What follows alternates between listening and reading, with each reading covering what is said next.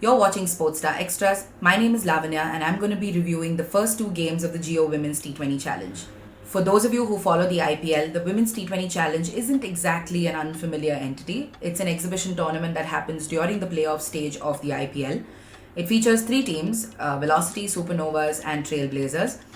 The format basically is that all these teams play each other once, and at the end of it, the two teams with the most points will go on and play a final. So all in all, 4 matches. Unfortunate that there's so few, but that's a conversation for another day. As things stand right now, we are 2 games down in the Women's T20 Challenge this season, and they've been 2 very, very exciting games to follow, and those are the 2 games we're going to be talking about in this episode. Now, before we go ahead, do make sure you subscribe to our channel and click on the bell icon so you do not miss a single update from Sportstar.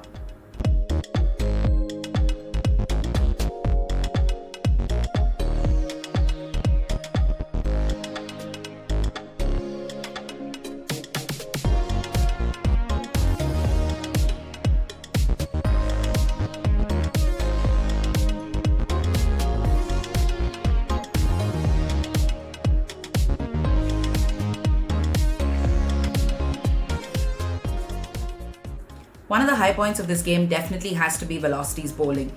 Mithali Raj's girls managed to keep things very tight. They did not allow Supernovas any space to wriggle out and actually score those runs. So they were left with just 126 runs to defend, which could have gone either way, to be very honest, considering these girls are coming back after quite a while. But their bowling effort definitely has to be commended. This goes along with the fact that they were very tidy on the field. They did not allow those runs to leak. They were stopping those potential boundaries. They were making those 2s come down to 1s. So it was a very coordinated effort from the bowlers and the fielders for Velocity, which was a big plus in this game. Another positive definitely has to be Chamari Attappattu. There is something about her. She's got this hunger for runs. We've seen exactly what she's capable of doing in her role for the Sri Lankan national team, and it's actually kind of unfortunate that she has to do the same thing, the same kind of bailing out for the Supernovas as well. At one point, it was just her, and all of the wickets were sort of falling at the other end. Harmanpreet was in fact the only other batter who actually managed to get some sort of a start. But before she could get going, before she could start middling the ball a little more regularly, her wicket fell as well. So the fact that it's just these 2 batters who were in good touch and everybody else was struggling is a point of concern for the Supernovas. Jemimah Rodriguez's form has been worrying since the T20 World Cup. She's not really gotten going. She's hit that rough patch. So she will want to work on her form and get back among the runs as soon as she can. But it was really, in a sense, the issues were equal in the batting department for both these teams. If these 2 batters on either side hadn't gotten going, this would have been a very low scoring game. So lots to ponder, especially for Velocity, considering they won this game. They would want to go back and celebrate definitely, but they'd also want to take a good look at their batting order and see what's going wrong there and figure that out. So this aspect isn't exactly a pro or a con, but I guess it's somewhere in the middle, and that's Shafali Verma. Now, we all know what she's capable of. She was like the breakout star of the previous season of the Women's T20 Challenge, and we've seen all of the stuff that she's capable of since. She had a good run in the Women's T20 World Cup as well earlier this year, but the issue there and the issue here is the fact that she gets these starts, but she's not able to capitalize and stick on for a while. She's not able to prolong her innings and really stay around and see the team through. So I think the fact that she's managing to play with all of these people with so much experience should allow her some time to just figure out that patience aspect of her innings, to really slow down when the situation demands it. Just do those singles and doubles and just run around for a bit before you find out what the bowlers are like, what the variations are like, what the line length is like before she can actually take off. So that's definitely something Velocity will want to work on. And on the other side, for Supernovas, Jemimah Rodriguez's form would definitely be a point of concern for them.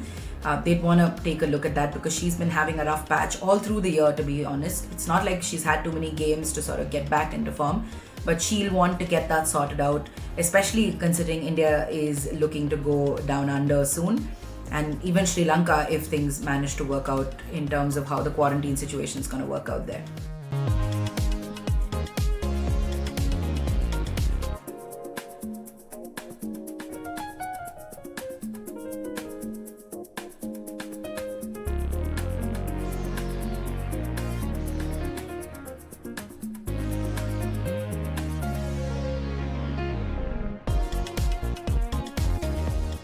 So my hits from the game between Velocity and Trailblazers definitely have to be Sophie Eccleston and Deandra Doughton.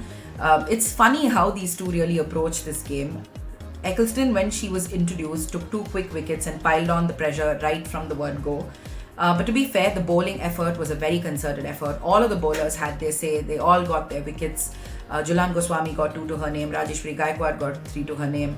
And of course, Sophie Eccleston has 4 to her name from this game. She really sort of underlines why she is the best T20 bowler in the world with performances like this. So it was really great to see this unit do what it did today. The other positive from this game definitely has to be Deandra Doughton, and it's not because she batted her way and got the team to the total. It's primarily because of the intent that she showed right from the first ball. She swung the ball in the first delivery to basically tell Velocity what her intentions were. If she was given the opportunity, I think she'd wrap up the innings in the first 5 overs, because she was trying to hit every single delivery that she got out and above the boundary. So that was an absolute delight. There is something about these West Indians, isn't there? They just need to come and go ballistic and just teach the world how to play T20 cricket. And that's exactly what Deandra Doughton managed to do in this game versus Velocity. I don't know if fatigue sort of factored in for Velocity, because I think that the entire unit was like a miss for me from this game. The bowlers couldn't really do anything. So even though they tried to keep things tight in the first couple of overs, they were not going to get anywhere, because 47 runs, there's not much you can do about it. Again, I would reiterate Shafali Verma's case, because here too, in that whole 47 run fiasco, she's the one who scored the most number of runs. She got 13 runs in this innings. Had she just settled in, and if she was a little patient with her shots, maybe we would have seen a better total. Mithali Raj had an abysmal run, single digits again. And I think the team sort of went back to Sunalus and Sushma Verma again, because they assumed that there would be a repeat of what happened the previous night.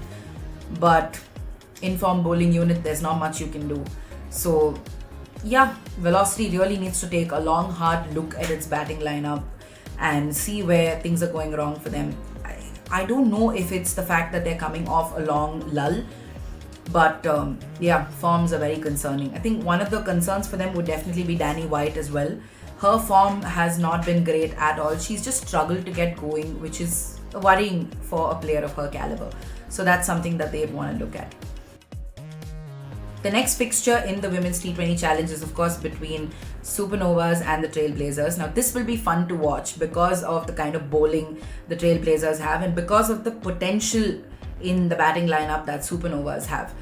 You've got Jemima, Harmanpreet, Chamari Atapattu. You've got names like this on one hand, and I think these are seasoned enough names to deal with a bowling lineup that the Trailblazers boast of. So it'll be fun to see just how those two match up against each other. At the same time, it'll also be interesting to see how a Poonam Yadav and Ayabanga Kaka face off against somebody like Deandra Doughton. So it's a very, to put it in Smriti Mandana's words actually, she was pretty happy with how balanced her team was, as was Harmanpreet. They were quite happy with the kind of combinations that they have going on in their teams.